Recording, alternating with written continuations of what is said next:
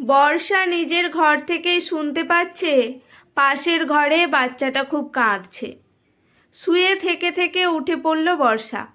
খাট থেকে নেমে এসে মাটিতে বসে আলুর প্লাস্টিকটা টেনে নিল আলুর খোসাগুলো ছাড়াবে বলে। বেলা এখন 1টা বাজে, কিচ্ছু রান্না হয়নি এখনো ওর। একটু পরেই দোকান থেকে শ্যামল চলে আসবে। শরীর খারাপ থাকলে তাও অনেক কাজ শরীরকে বুঝিয়ে করানো যায়, কিন্তু যখন মনটাই সাথে থাকে না, তখন সব কিছু বিস্বাদ লাগে। হালকা ভাজা বা ঝোল ভাত করে নেবে আজ। শ্যামলের কোনো ঝামেলা নেই বলে কোনো রকমে চলে যাচ্ছে বর্ষার দিনগুলো। আলু কাটছে ঠিকই, কিন্তু কানে সমানে কান্নার আওয়াজ ভেসে আসছে ওর।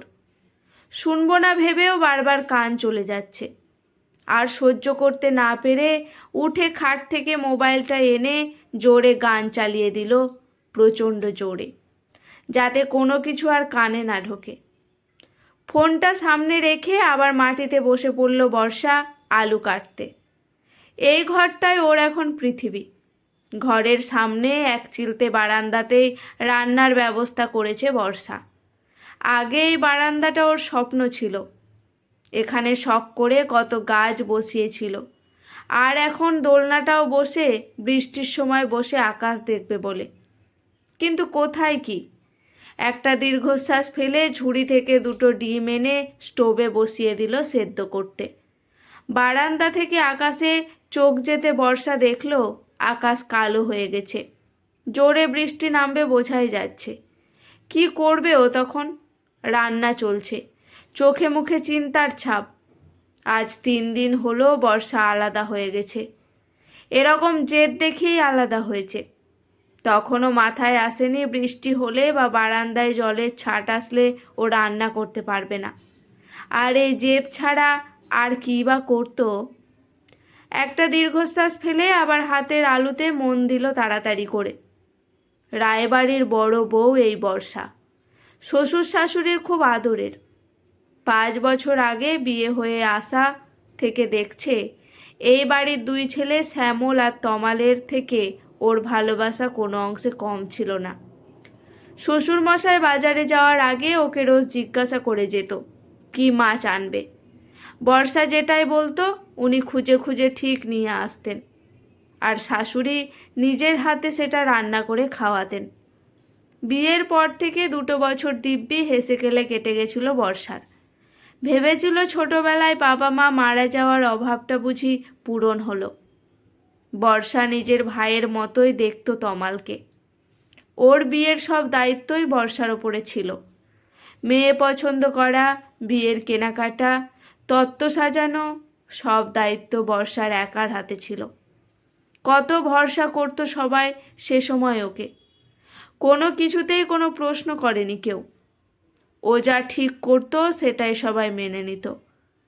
ওর বিয়ের 2 বছরের মাথায় তমাল আর প্রিয়ার বিয়ে হয়। বর্ষা নিজে দেখে নিয়ে এসেছিল এই প্রিয়াকে। প্রিয়া আসার পরের 3টে বছর খুব সুন্দর কেটেছিল ওদের। 2 জাতও না, 2 বোন ছিল ওরা। প্রিয়ার বিয়ের 2 বছর মানে বর্ষার ততদিনে 5 বছর হয়ে গেছে। শ্বশুর শাশুড়ির তখন একটাই চাহিদা, নাতি অথবা নাতনি। আর সেটা দিতে না পারার অপরাধে ভালোবাসাও ক্ষীণ হয়ে আসছিল। কম চেষ্টা করেনি বর্ষা, কিন্তু না হলে ও কি করবে? ওদিকে বিয়ের 3.5 বছরের মাথায় প্রিয়া সন্তান সম্ভবা হয়। খবরটা শুনে সব থেকে বেশি খুশি কিন্তু বর্ষায় হয়েছিল। ওর না হোক, বাড়িতে একটা সন্তান তো আসছে, এটাই কম কি? কিন্তু বর্ষা ব্যাপারটা এভাবে দেখলেও বাকিরা অত ভালো চোখে দেখেনি। বর্ষা প্রতি মুহূর্তে বুঝতো বাড়িতে ওর প্রয়োজন ফুরিয়ে এসেছে। নিজে যেই বর্ষা সব কাজ করত, যথাসম্ভব চেষ্টা করত প্রিয়ার খেয়াল রাখতে। ও কখন কি খাবে, কোনটা খেলে বাচ্চার ভালো হবে, সারাদিন মোবাইল দেখে দেখে করতো সেসব বর্ষা। প্রিয়াও খুব ভরসা করতো বর্ষাকে, ভালোবাসতো নিজের দিদির মতো।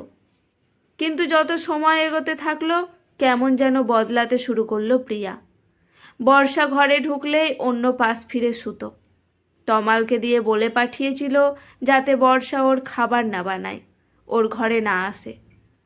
বর্ষা শুনেছে বাচ্চা হওয়ার চরম মুহূর্তে মেয়েদের অনেক রকম অনুভূতি কাজ করে, কখনো রাগ হয়, কখনো দুঃখ। তাই বর্ষা কিছু মনে করেনি সেদিন প্রিয়ার কথায়। কিন্তু বর্ষার খারাপ লেগেছিল তমাল কিভাবে এসে বলল যে প্রিয়া চায় না বর্ষা ওর কোনো ব্যাপারে থাক। খুব কেঁদেছিল বর্ষা, কিন্তু আশা ছিল একবার বাচ্চাটা এসে গেলে সব ঠিক হয়ে যাবে। উদাস মনে অতীতকে ধরতে গিয়ে বর্তমান অবহেলা হয়। তাই হয়েছে। ডিমের জল শুকিয়ে গিয়ে বাসনটা পুড়ে গেছে প্রায়। তাড়াতাড়ি গিয়ে বাসনটা নামাতেই বর্ষা দেখল ঝিরঝির করে বৃষ্টি শুরু হয়ে গেছে। তাড়াতাড়ি করে স্টোভটা একটু বারান্দা থেকে ঘরের দিকে ঠেলে দিল। তারপর কড়াই বসিয়ে তাতে তেল ঢেলে আলুগুলো ছেড়ে দিল। আলু ভাজা আর ডিম সেদ্ধ, এই আজকের দুপুরের মেনু বর্ষার। খুব অস্থির থাকে আজকাল বর্ষা। সামনে মোবাইলে একটার পর একটা গান বেজে চলেছে। গান খুব ভালোবাসে বর্ষা। অনেক দুঃসময় শুধু গান শুনেই কাটিয়ে দিত, আর আজও এই গানটাই ওকে বাঁচিয়েছে। গান বাজছে বলে বাইরের কোনো আওয়াজ পাচ্ছে না। বুকটা ফেটে যাচ্ছে বর্ষার। গানটা একটু বন্ধ করবে কি? ভাবতেই রাগ হলো নিজের ওপর। এ জন্মে ওর লজ্জা হবে না। 5 দিন হলেও ফুটফুটে মেয়ে নিয়ে বাড়ি এসেছে প্রিয়া। মেয়ে হয়েছে শুনেই আনন্দে আটখানা হয়ে গেছিল বর্ষা। নিজের হাতে ঘর সাজিয়েছিল ওর। দোলনা কিনে বালিশ তোশক পেতে দিয়েছিল। খেলনা জামায় ভরিয়ে দিয়েছিল ঘর। একটু একটু করে জমানো টাকা দিয়ে সেসব করেছিল বর্ষা। প্রথম দিন যখন প্রিয়া আসে, ঢোকার মুখেই বরণডালা নিয়ে দাঁড়িয়েছিল বর্ষা। বর্ষার শাশুড়ি আনতে গেছিল প্রিয়াকে নার্সিংহোম থেকে। বাচ্চাটাকে দেখে চোখ সরাতে পারেনি বর্ষা, আর সেটাই ওর অপরাধ ছিল। ওর দৃষ্টি নাকি খুব খারাপ, এটাই শুনতে হয়েছিল বর্ষাকে। কিন্তু ওর দৃষ্টিতে কোনো লোভ লালসা ছিল না। সেটা আর কেউ না জানুক, বর্ষার মন জানে। বাচ্চাটার মাথায় ধান দুর্বা দিতে যাবে, সাথে সাথে প্রিয়া বিরক্ত হয়ে বলেছিল, এসব ছুঁয়ো না, বাচ্চার স্কিনে র্যাশ উঠবে।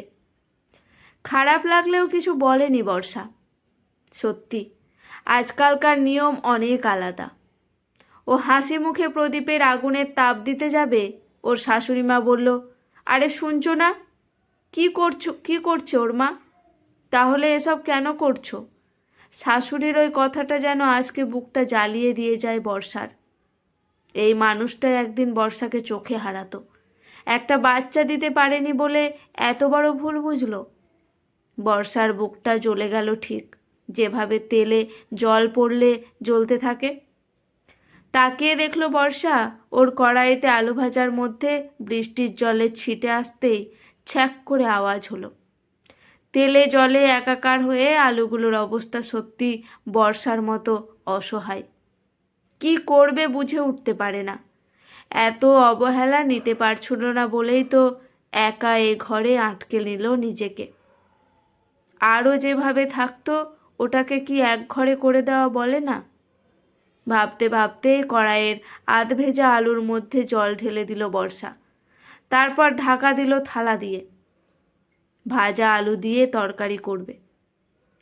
কিছু নষ্ট হয় না, রূপান্তরিত হয় খালি।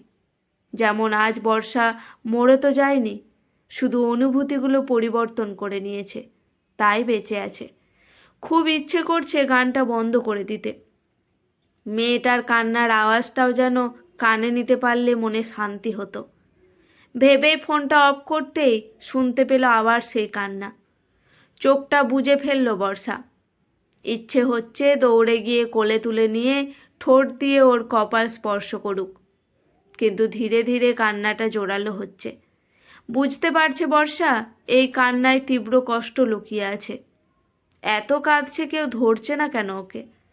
কাঁদতে কাঁদতে কেমন থেমে থেমে যাচ্ছে, যেন কান্নাটা গলায় আটকে যাচ্ছে ওর। যাবে কি একবার? মনে মনে ভেবেও থেমে গেল বর্ষা। অকারণে এতটা অপমান সহ্য হবে না আর। ভেবেই মোবাইলটা নিয়ে আবার গান চালিয়ে দিল। কিন্তু গান ছাপিয়েও কানে ভেসে আসছে সেই কান্না। আর পারল না থাকতে বর্ষা, তাড়াতাড়ি স্টপ বন্ধ করে বেরিয়ে এলো ঘর থেকে। ওর পাশে সমান মাপের সমান সাজানো ঘর প্রিয়ারও।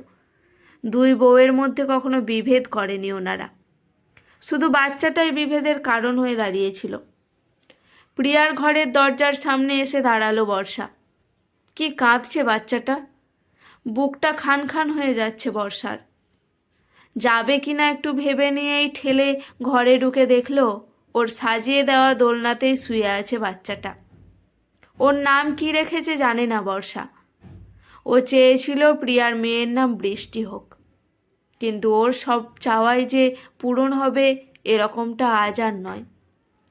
বর্ষা দেখলো প্রিয়া খাটে চোখ বন্ধ করে ঘুমাচ্ছে, চোখ মুখ লাল। বোঝা যাচ্ছে প্রিয়া অসুস্থ, কিন্তু প্রিয়ার থেকেও বেশি টানছে বাচ্চাটা। দৌড়ে গিয়ে মেয়েটাকে কোলে তুলে নিল বর্ষা। বুকের ঠিক কাছটায় জাপটে ধরল। নাকটা মুখের কাছে নিয়ে যেতেই পেল দুধের গন্ধ, বহুদিনের কাঙ্ক্ষিত এই গন্ধ। ওই 10 দিনের বাচ্চাটা কি বুঝলো জানে না বর্ষা, কিন্তু থেমে গেল বর্ষার কোলে এসেই। ওর থেমে যাওয়া লাল মুখটার দিকে একদৃষ্টে তাকিয়ে রইল বর্ষা। প্রিয়া বাচ্চাটার কান্না থেমে গেছে বুঝতে পেরে চোখ খুলে তাকিয়ে দেখল বর্ষা জাপটে বুকে ধরে রেখেছে মেয়েটাকে। প্রিয়া আবার চোখ দুটো বুঝতে যাবে, বর্ষা বলে উঠল, কি হয়েছে তোর, মা কোথায়? প্রিয়া দুর্বল গলায় বলল, মা জেঠুর বাড়ি সত্যনারায়ণ পুজোয় গেছে, মেয়ের নামে পুজো দিতে। ওকে খাইয়ে রেখেই গেছে। মালতীদিকে বলে গেছে সে এখনো আসেনি। জ্বর আসছে মনে হয়, সাথে মাথা ঘোরাচ্ছে। উঠতে সাহস পাচ্ছি না, যদি মেয়ে নিয়ে পড়ে যায়। খুব মৃদু স্বরে কথাগুলো বলল প্রিয়া। বর্ষা মেয়েটাকে কোলে নিয়ে এগিয়ে এসে প্রিয়ার কপালে হাত দিয়ে চমকে উঠল। জ্বরে গা পুড়ে যাচ্ছে, কি করবে বুঝে উঠতে পারল না। জ্বরের ওষুধও হাতের কাছে নেই। পাশে পড়ে থাকা প্রিয়ার ফোন থেকে শ্যামলকে ফোন করে ওষুধ আনতে বলেই মেয়েটাকে দোলনায় শুয়ে একটা বাটি করে জল এনে তাতে কাপড় ভিজিয়ে এসে বসলো প্রিয়ার পাশে। সদ্যজাত শিশুটি ততক্ষণে টের পেয়ে গেছে ও মায়ের বুকে নেই। অসহায়ের মতো চিৎকার করে কান্না জুড়তেই বর্ষা প্রিয়াকে ছেড়ে দৌড়ে গিয়ে মেয়েটাকে কোলে তুলে নিল। সাথে সাথে কান্না থেমে গেল। হাসি মুখে কাঁদো কাঁদো গলায় বর্ষা বলল, ওরে দুষ্টু মেয়ে, মাকে একটু সেবা করতেও দিবি না, রাখলেই কান্না। প্রিয়া আদো বোঝা চোখে দেখল বর্ষার মুখটা কত খুশি। সেই মুখে কোনো পাপ নেই, হিংসা নেই, বরং ভালোবাসা আছে। বাচ্চার প্রতি মায়ের ভালোবাসা, বোনের প্রতি দিদির ভালোবাসা। প্রিয়া তাকিয়ে আছে দেখে একটু আড়ষ্ট হয়ে গেল বর্ষা। প্রিয়া কি ভাবছে বুঝে উঠতে পারছে না, তাই বলল, দেখ তোর মেয়ে এই বয়সেই কি দুষ্টু, কোলে নিলেই শান্ত হয়ে যাচ্ছে। প্রিয়া কষ্ট করে হেসে বলল, দিদি ভাই, ও মায়ের দেহের তাপটুকু চাইছে, আর তোমার শরীরের থেকে তাপটুকু পেয়েছে বলে ও চুপ হয়ে গেছে। বাচ্চাটাকে বুকে জাপটে নিয়ে বর্ষা এসে প্রিয়ার পাশে বসল। প্রিয়ার মাথায় ভেজা কাপড়ের টুকরোটা দিয়ে হাতটা মুছে মেয়েটাকে আরও জাপটে ধরল। এতক্ষণ কেঁদে কেঁদে হাঁপিয়ে গেছে মেয়েটা।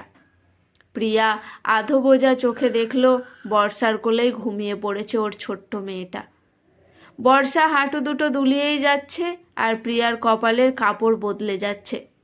দুটো কাজই খুব নিখুঁতভাবে করে চলেছে।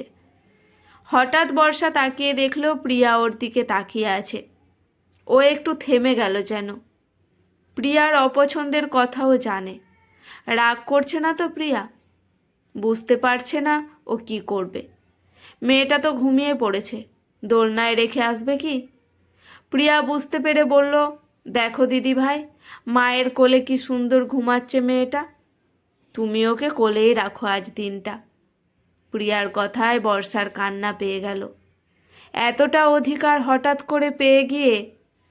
আর ওদিকে প্রিয়ারও চোখ ভারী হয়ে আসছে। কত অপমান করেছে মানুষটাকে, ক্ষমা চাইবে কি? দুজনের চোখের কাছেই জল, কিন্তু কাঁদতে পারছে না। প্রিয়া চাইলেও ক্ষমা চাইতে পারল না, আর বর্ষা চাইলেও ধন্যবাদটুকু দিতে পারল না। চুপ করে থাকলো দুজনেই। বাইরে থেকে শোনা গেল না দুটো বুকের তোলপাড়ের আওয়াজ, কিন্তু এটা নিশ্চিত এই ঝড়টা থেমে গেলে দেখা যাবে সব কিছু আগের মতোই শান্ত হয়ে গেছে, আগের মতো সুন্দর। কেউ আসলে খারাপ না, খারাপ থাকে পরিস্থিতি, খারাপ থাকে সময়। সব পরিস্থিতি ঠিক হয়ে যায়, শুধু সময়কে সময় দিতে হয়। কলমে অনিন্দিতা মুখার্জি সাহা। ধন্যবাদ।